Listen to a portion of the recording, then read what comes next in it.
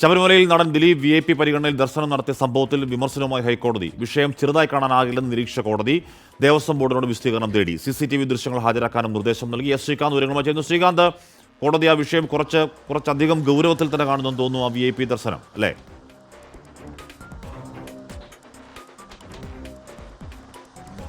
ശബരിമലയിൽ സാധാരണഗതിയിൽ നടക്കാറുള്ളതാണ് ഇത്തരത്തിലുള്ള VVIP ദർശനം.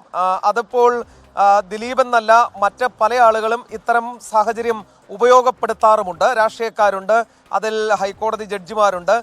ഒപ്പം തന്നെ ഇന്നലെ കോടതി മലയിറക്കി വിട്ട സുനിൽ സ്വാമി എന്ന പാലക്കാടുകാരനായ സുനിൽകുമാറുണ്ട്. അങ്ങനെ പലരുമുണ്ട്.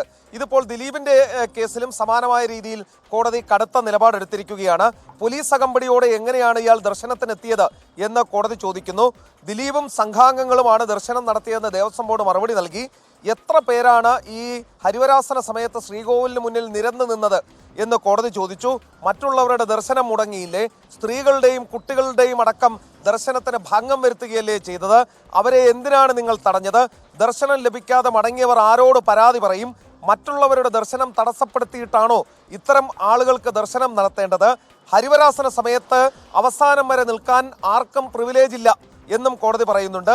ദിലീപിനെ ഈ ഹർജിയിൽ കക്ഷി ചേർക്കും എന്നും കോടതി ഇപ്പോൾ വ്യക്തമാക്കുന്നു. പോലീസിന് ഒരു ചുമതലയും അവിടെ നിർവഹിക്കാനില്ലേ എന്നൊരു ചോദ്യം കൂടി കോടതി ചോദിക്കുന്നുണ്ട്. കോടതി ലക്ഷ്യ നടപടികൾ ഈ പോക്ക് പോവുകയാണെങ്കിൽ സ്വീകരിക്കേണ്ടി വരുമെന്നും മുന്നറിയിപ്പുണ്ട്. ഇത്തരം സംഭവങ്ങൾ അടിയന്തരമായി റിപ്പോർട്ട് ചെയ്യണമെന്ന് പറഞ്ഞ കോടതി തിങ്കളാഴ്ച ദേവസ്വം ബോർഡിനോട് വിശദമായ സത്യവാങ്മൂലം നൽകാൻ പറഞ്ഞിട്ടുണ്ട്. അതായത് അവരോട് നിരന്നു നിന്നു, അത് കാരണം ഇത്രയും പേരുടെ ദർശനം മുടങ്ങി, അവരാരോട് പരാതി പറയുമെന്നൊക്കെ കോടതി കൃത്യമായി തന്നെ കാര്യങ്ങൾ ചോദിക്കുന്നു. അതിന് നടപടിയിലേക്ക് കോടതി കടക്കുകയുമാണ്.